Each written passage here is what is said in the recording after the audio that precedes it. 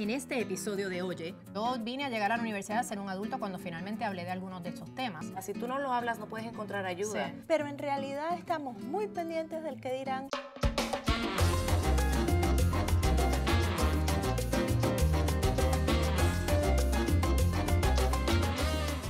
Aquí conmigo Viclamar Torres, Senior Editor de MamásLatinas.com, y Nerolisa Valdera, CEO de On Productions. ¿Qué pensamos del tema de los tabúes? Cuando pensamos en la cultura latina, definitivamente muchos tabúes. Díganme algunos de los que les vienen a la mente. Homosexualidad, por ejemplo. Muy rápido. El sexo. Ajá.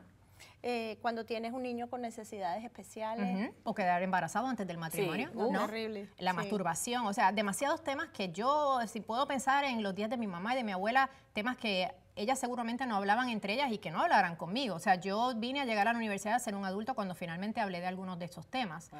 ¿Por qué será? O sea, ¿por qué es que estamos tan y tan preocupadas del qué dirán? Que escondemos cosas con miedo, que no las queremos hablar, que nos encerramos. Totalmente, totalmente. Yo creo que los latinos somos, por un lado, como muy expresivos, muy fiesteros, muy, tú sabes, el alma de la fiesta, pero en realidad estamos muy pendientes del que dirán y en realidad somos todavía como de tapar cosas. Sí. Y ese yo creo que es el rey de los problemas de los tabúes en la cultura latina, ese que dirán. Yo crecí definitivamente en una casa donde mi madre siempre estaba muy pendiente del que dirán. O sea, ¿esa fue la manera que te criaron a ti?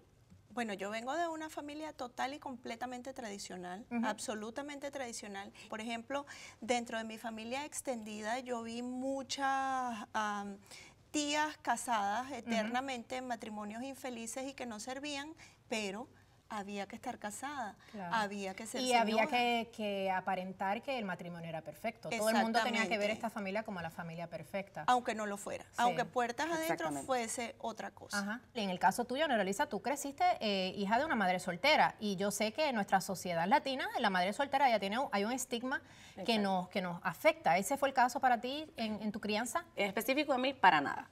Mi mamá fue o es todavía una mujer muy trabajadora, mi familia es una familia bastante unida, entonces esa falta de padre no la tuve porque yo tenía una familia que siempre estaba ahí conmigo constantemente, entonces yo en verdad no vi la diferencia. Bueno, otra cosa que yo pienso cuando pienso en los tabúes es a veces que como mujeres latinas, como latinos que somos, no buscamos ayuda cuando pensamos que nosotros no tenemos ningún problema, cuando en realidad a lo mejor ir a un psiquiatra o en un psicólogo no tiene nada de malo y nos puede ayudar. Y asimismo, una madre que tenga hijos con algún problema de aprendizaje, por ejemplo, no quiere aceptarlo al mundo, o casos de algún tipo de enfermedad, algún reto. Yo sé que en el caso tuyo tú has tenido el reto de la enfermedad de Gabriel, que pasó cuando era muy chiquito.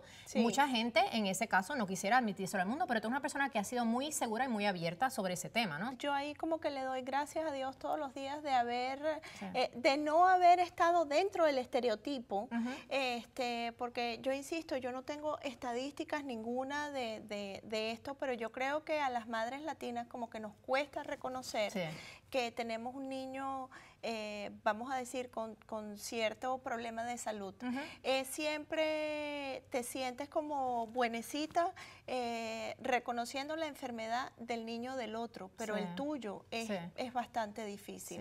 Es una cosa que tenemos que batallar con ese nivel de denial también, o sea, como que no queremos aceptarlo, ¿no? En negación. Y eso, pues obviamente uno de los efectos de eso es el hecho de que entonces no estamos buscando la ayuda que necesitamos, y es precisamente por eso, ¿no? Sí, y si no lo hablas, si tú no lo hablas, no puedes encontrar ayuda. Sí. También el tema del homosexualismo, casualmente en un post que tuvimos en Mamás Latinas recientemente, no sé si te acuerdas que escribió Sofía, que tenía que ver con el caso de esta persona que ella iba a quedarse en casa de un amigo que es gay y no quería que nadie se enterara. ¿Cómo? O sea, ni que Dios lo quiera. O que has vivido con alguien antes de casarte y no quieres que nadie se entere de eso. O sea, en la familia nadie se ha enterado porque es otro de esos tabúes. Es terrible. Sí. Pero eres una persona que eres capaz de ver más allá de esos tabúes. Y entonces, pues, otro tabú importante que es para nosotras las mujeres latinas, que tiene que ver con la sexualidad. Por ejemplo, no me siento feliz o satisfecha sexualmente, o yo soy una persona que no tengo problema en admitir que me masturbo o uso juguetes de sexo, etcétera. Son cosas que no hablamos de eso. ¿Ustedes creen que a lo mejor estar expuestas a la cultura anglosajona, en la que a lo mejor es una cultura en la que se habla más abiertamente de estas cosas, entonces esto como que nos va dando un poco de nivel de comodidad para nosotras ser más abiertas con respecto a estas cosas? Puede ser, y creo que también es una cuestión generacional. Yo, por ejemplo, tengo una sobrinita de 22 años, y las conversaciones que yo escucho escucho de esa niña con sus amigas. No son las que hubieras tenido tú. No, jamás. Sí. Ahí quien te dice que saca casi que el abanico y la cruz y se sopla, soy yo. Yo les voy a admitir que yo como madre me esmero concienzudamente en tener muchas de estas conversaciones con mis hijos, que son conversaciones que mis padres no tuvieron conmigo, precisamente porque lo que quiero es tratar de ayudar a romper algunos de esos tabúes, a veces hasta forzarnos un poquito a hacerlo para poder, pues, para que las cosas no se queden así estáticas, ¿no? Sí, dejar que la gente sea lo que sea y que sean felices. Así es. ¿Sí? Sin juzgarlos. Así, exacto. Eso es lo más es muy importante. importante. Bueno, gracias. De verdad que ha sido muy interesante esta conversación y les agradezco que se hayan abierto en temas que de verdad que son bien difíciles y a veces no hablamos en nuestras propias familias. No, Muchas gracias a por ti estar la aquí. invitación. Muchísimas gracias. Gracias a ti. ¿Cómo podemos transformar a nuestra cultura latina para que seamos finalmente libres de vivir y hablar de lo que querramos? Algo interesante para pensar en nuestras familias y nosotras personalmente también. Gracias por ver el programa. Te invito a que si te gustó, te inscribas a nuestro nuevo canal en YouTube y a que nos visites en mamaslatinas.com para que seas parte de nuestra conversación y escuches lo que otras mamás están diciendo sobre el tema. Gracias y hasta la próxima.